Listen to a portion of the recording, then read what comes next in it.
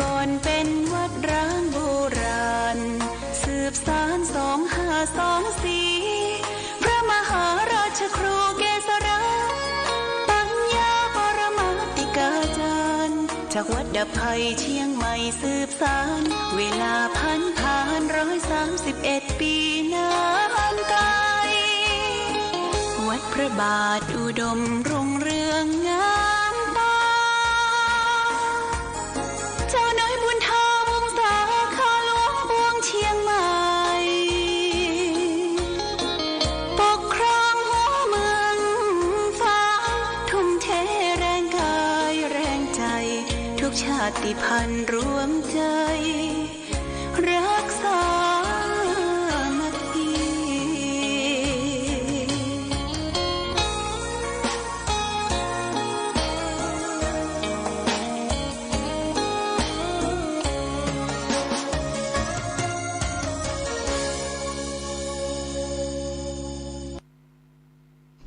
เจริญสุขศรัทธาสาธุชนญาติโยมท่านพุทธบริษัททั้งหลายวันนี้รายการธรรมประทีปส่องต่างก็ได้มาพบปะกับพ่อแม่พี่น้องศรัทธาสาธุชนญาติโยมแห่งครั้งหนึ่งวันนี้เป็นวันอาทิตย์ที่24เดือนพฤศจิกายนพุทธศักราช2567ซึ่งตรงกับเดือน12ใต้เดือนยี่เหนือแรม9ค่ำปีมะโรงญาติโยมอากาศท้องถิ่นวันนี้อากาศดีบ่ฮ้อนบ่หนาวเป็นอากาศที่เหมาะแก่ลมหายใจเข้าออกคำว่าอากาศเหมาะแก่ลมหายใจเข้าออกนั้นก็คืออากาศที่มันบ่เป็นพิษเป็นภัยต่อสุขภาพร่างกายเพราะฉะนั้นญาติโยมตื่นเจ้าออกมารับอากาศบริสุทธิ์แล้วก็มีการไหว้พระสวดมนต์สำหรับพระสงฆ์องค์เณรตื่นเจ้าก็ต้องออกรับบิณฑบาตออกกำลังไปในตัวโปรดญาติโยมท่านสาธุชนทั้งหลายวันนี้ได้มาพบเป็นวันอาทิตย์เป็นวันหยุดการหยุดงานของข้าราชการสถานการศึกษาทางสำนักวัดพระพุทธบาทอุดมสถานีวิทยุชุมชนคณะสงฆ์อำเภอฝางเฮาก็จะได้นำวัฒนธรรมประเพณีอย่างหนึ่งก็คือการขับขานเสียงซอนะขับขานเสียงซอมาเปิดให้ญาติโยมท่านสาธุชนทั้งหลายได้รับทราบรับฟังสำหรับผู้เฒ่าผู้แก่พ่อแม่ศรัทธาอยู่ในวัยกลางคนที่ติดตามรายการจะได้ฟังซอจากวิทยุแล้วก็เป็นซอที่เป็นประโยชน์ขับขานสิ่งที่เป็นประโยชน์ประวัติครูบาเจ้าศรีวิจัยประวัติของครูบาข่าวปีและซอเรื่องศีลเรื่องธรรมไม่ใช่ซอสกปรกหกหากอย่างต่างๆนะเอามาเปิดให้ญาติโยมท่านสาธุชนได้รับเสียงปีเสียงซอกันวันนี้อยู่บ้านอยู่จอง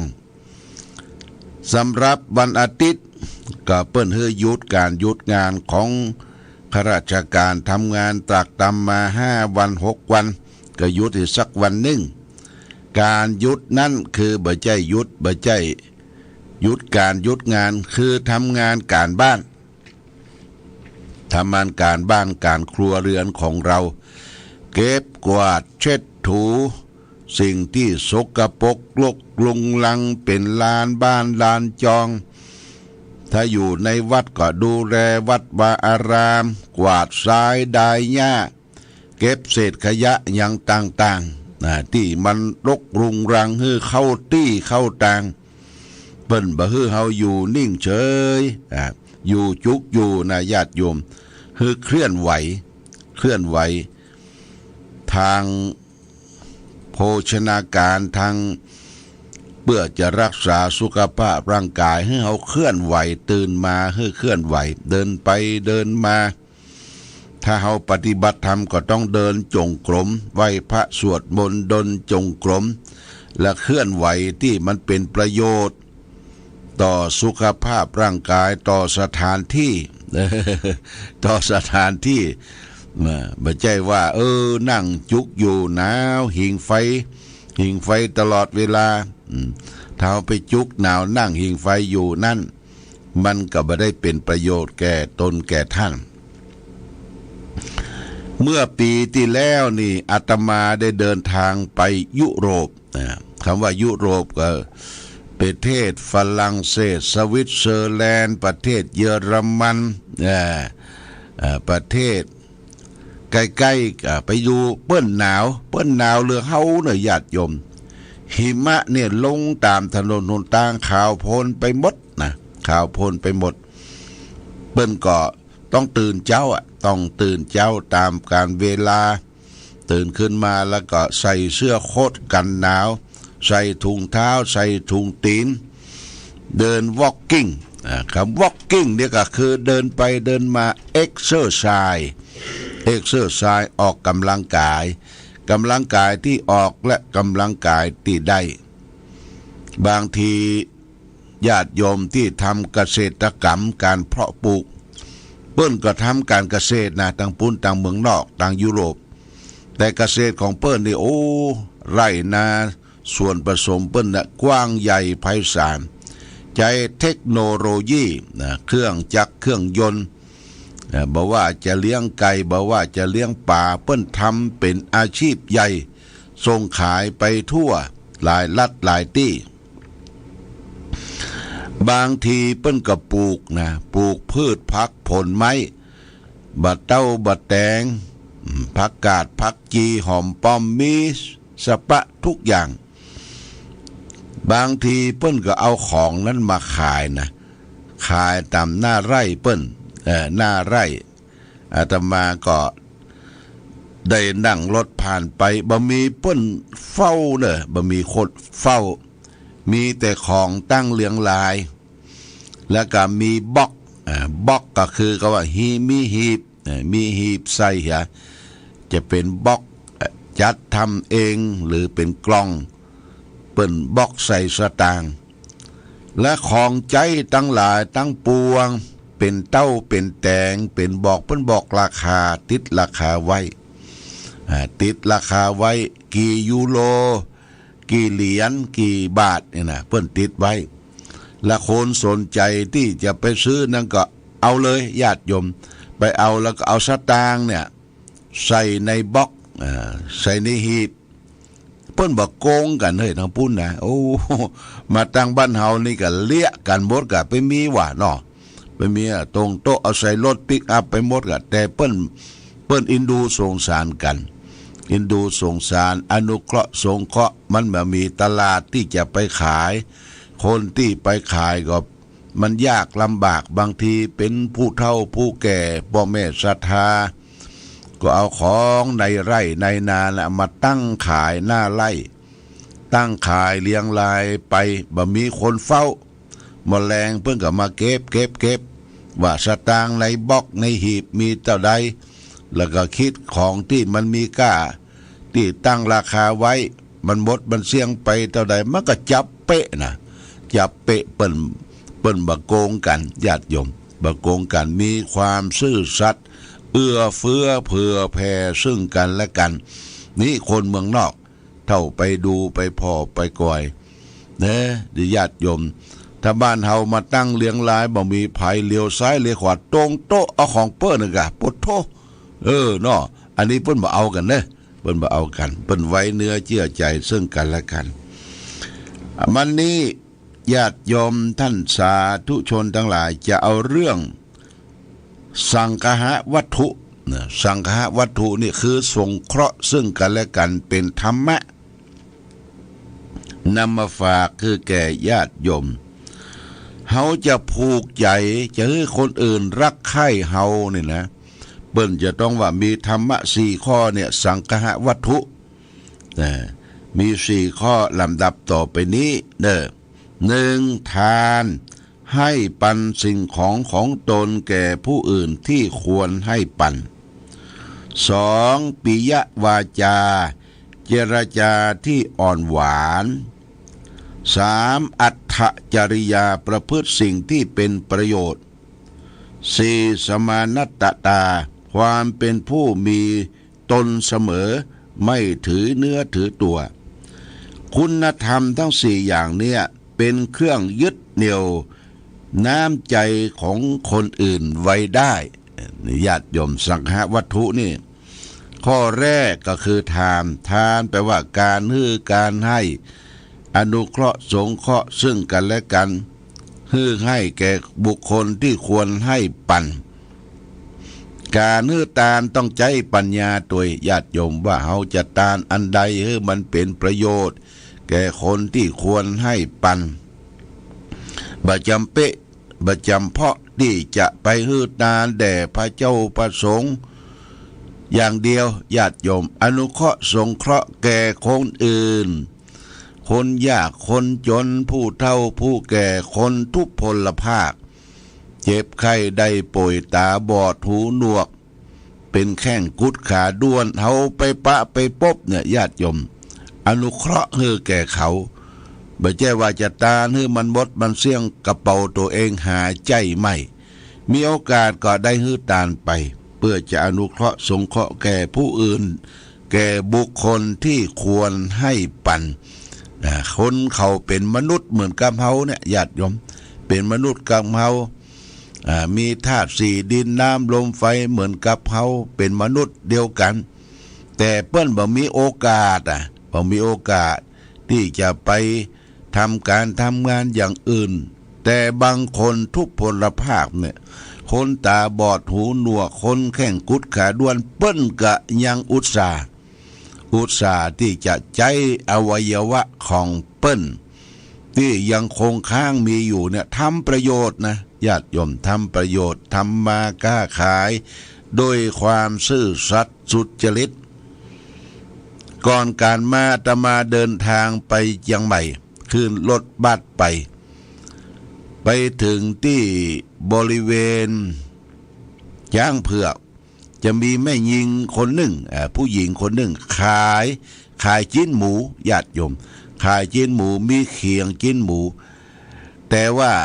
มีแขนบ่ครบแขนหนึ่งดีแขนหนึ่งกิดดิดแขนหนึ่งสั้นเลยขอกมากิดดิดแต่อุตส่าห์จับนั่นจับนี่กกกินหมูขายใส่ถุงขายได้อันนี้เปิ้นบ่ยอมท้อแท้ต่อชีวิตที่มีอยู่ที่มีอยู่บ่ยอมท้อแท้ต่อชีวิตที่มีอยู่ตรงกันข้ามกับบุคคลที่ขี้เกียจขี้ค้านขี้เกียจขี้ค้านมีอาการ32ครบมีตาหูจมูกลิ้นกายใจมีตีนมีมือครบญาติโยมขี้เกียจขี้ค้านสันหลันยาวบ่ยอมทำการทำงานการงานมีทุกอย่างบอกว่างานตั้งใจสมองงานตั้งใจร่างกายจะเป็นยามก็ดีเป็นอย่างก็ดีไปเฝ้าสวนเปิ้นก็ดีมีทุกที่ทุกแห่งทุกหนแต่คนทำงานต้องใจอวัยวะของตนเองเป็นการเดินการใจการมือใจความคิดแล้วก็ฟิตตัวเองให้เป็นคนที่มีความซื่อสัตย์สุจริตอันนี้เป็นประการละสำคัญที่วัดก็มากันละญาติโยมที่วัดนี่ก็มีคนตกงานวันนั้นมาขออยู่สืบเสาะว่าบัตรประชาชนก็บ่มีไผมารับรองว่าเคยบวชเคยเฮียนมาขออยู่จู่ๆจะมาอยู่วัดนี่บัดได้ญาติโยมนะ อู้กันบอกกันต่อไปการจะไปอยู่วัดก็ดีการจะไปบวชเป็นพระเป็นเณรก็ดีจะต้องมีบุคคลรับรองปัจจุบันเนี่ยญาติโยมนะจะต้องมีบุคคลรับรองมันมาโซนใส่มีบุคคลรับรองโดยเฉพาะอย่างยิ่งคนที่จะบวชเป็นพระเป็นเณรจะเป็นพระเป็นเณรก็จะต้องผ่านการคัดกรองซื้อประวัติเปิ้นจะส่งรายชื่อไปที่สถานีตำรวจภูธรทุกสถานีเปิ้นจะเคาะประวัติก่อนเคาะประวัติเอารายชื่อรายนามเอาบัตรประชาชนไปเต็กดูว่าประวัติความเป็นมาเป็นไปจะใดถึงจะบวชได้แล้วก็ตรวจเลือดญาติโยมตรวจเลือดมีโรคมีอย่างเกิดขึ้นอย่างไรเปิ้นก็คัดกรองปัจจุบันนี้ไม่ใช่บวชกันง่ายๆไม่ใช่ไปอยู่วัดกันง่ายๆนะมีคนมาขออยู่นี่ก็ปฏิเสธไป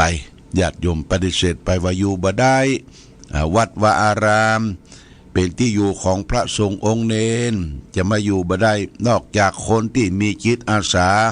ที่หูอกหูใจแต่จริงๆมาอยู่วัดอยู่วามาเพียววัดเพียววา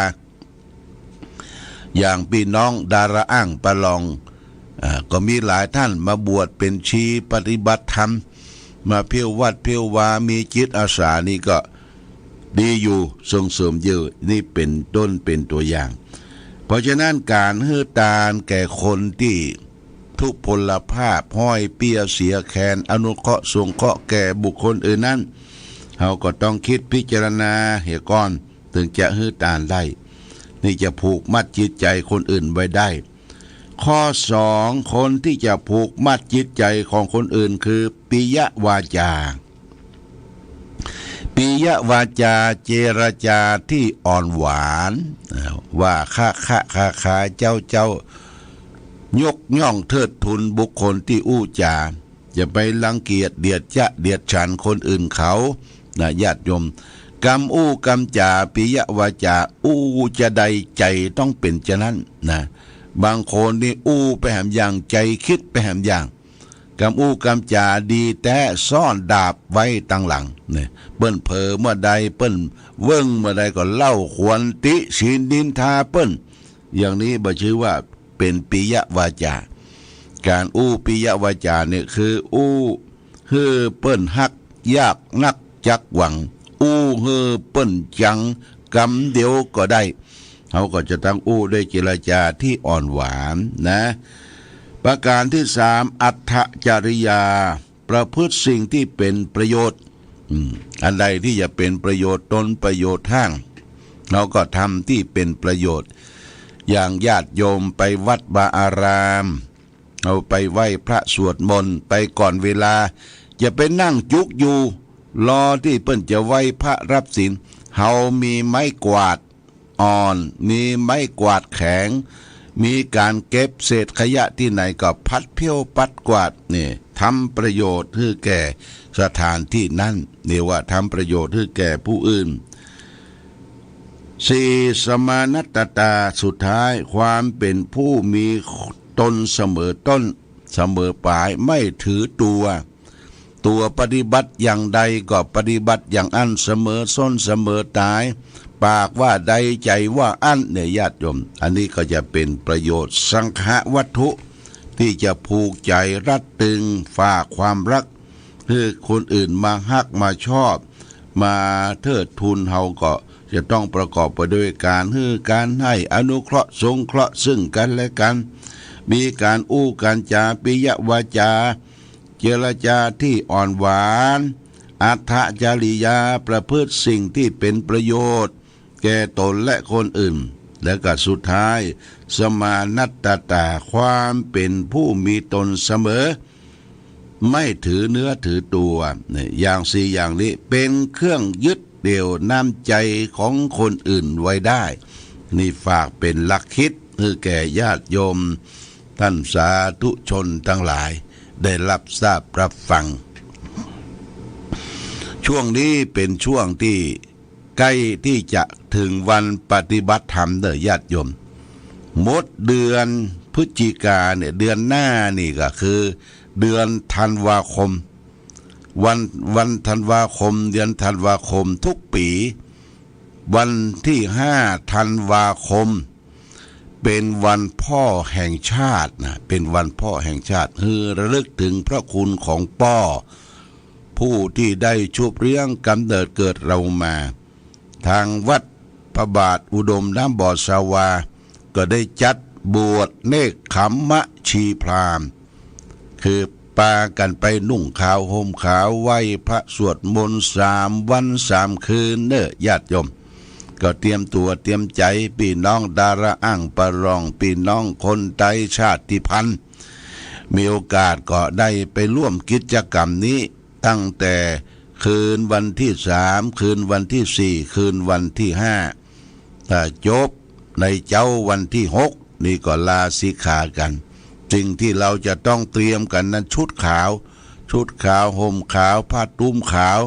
หมวกขาวนะของขาวเอาไปนุ่งไปตุ้มไปห่มแล้วก็ร่วมกิจกรรมประพฤติปฏิบัติธรรมแล้วก็ต้องดูร่างกายเฮาโดยญาติโยมเป็นนี้ช่วงนี้มันเป็นหน้าที่จะเข้าเริ่มหน้าหนาวถ้าไอคอกแคกบ่ต้องไปไอคอกแคกก็บ่ต้องไปมันจะเป็นภาระแก่คนที่ใกล้เคียงเช่นเวลาไปนั่งภาวนาเนี่ยคนนั้นก็ไอคนนี้ก็ไอเนี่ยไอซะมันมีอย่างมาปิดปากผ้าอนามัยบ่มีเนี่ยเดี๋ยวจะเอาโรคไอไข้หวัดไปปล่อยคนอื่นเนี่ยถ้าร่างกายสมบูรณ์ดีบ่เจ็บบ่ไข้บ่ป่วยบ่ไอบ่เป็นไข้เมื่อยอันใดเขาก็ร่วมกันไปประพฤติปฏิบัติธรรมหลายที่เนี่ยเพิ่นจะปฏิบัติธรรมวันป้อเนี่ยก็สืบเสาะหาว่าวัดไหนสำนักไหนเปิ้นไปปฏิบัติธรรมกันไหว้พระสวดมนต์จำศีลกินทานภาวนาอันนี้ก็ขอเชิญชวนญาติโยมท่านสาธุชนพี่น้องชาติพันธุ์ปะลองก็ดีไตใหญ่ก็ดีพี่น้องที่อยู่ถิ่นแดนไกลอยากจะไปปฏิบัติธรรมวันที่3เนอะวันที่3ที่4ที่5เดือนธันวาคมนี่นะเดือนหน้าเนี่ยธันวาคมไปก็เอาอย่างของไปให้ไปหอมเป็นข้าวสุกข้าวสารอาหารแห้งเป็นผลหมากรากไม้ของที่มันเกิดขึ้นกลางไร่กลางนาเป็นฟักแฟงแต่งเขาก็ป้าไปตัวเปิ้นจะเอาไทยทำสำรับกับเข้าดูแลพ่อแม่พี่น้องไปร่วมกันประพฤติปฏิบัติธรรมเชิญชวนโดยเนอะวันพ่อแห่งชาติเอาละวันนี้มามาจ๋ามาทักทาปราศัยในวันหยุดวันอาทิตย์วันนี้ก็เห็นว่าจะพอสมควรแก่กาลเวลาขอความสุขความเจริญจงมีแก่ศรัทธาญาติโยมท่านสาธุชนทั้งหลายท่านทั้งหลายได้ประสบสุขโชคดีประกอบไปด้วยจตุรพิธพรชัยทั้ง4ประการคือมีอายุวันนะสุขภาระมีปฏิภาณทานสารสมบัติธรรมสารสมบัติทุกทิวาราติการรายการธรรมประทีปส่องต่างต้องขอลาก่อนขอผู้ฟังจงตั้งมั่นจิตหันษาโดยธรรมะขององค์พระพุทธาได้นำพาให้เกิดความสุขสงบเย็นขอเจริญพร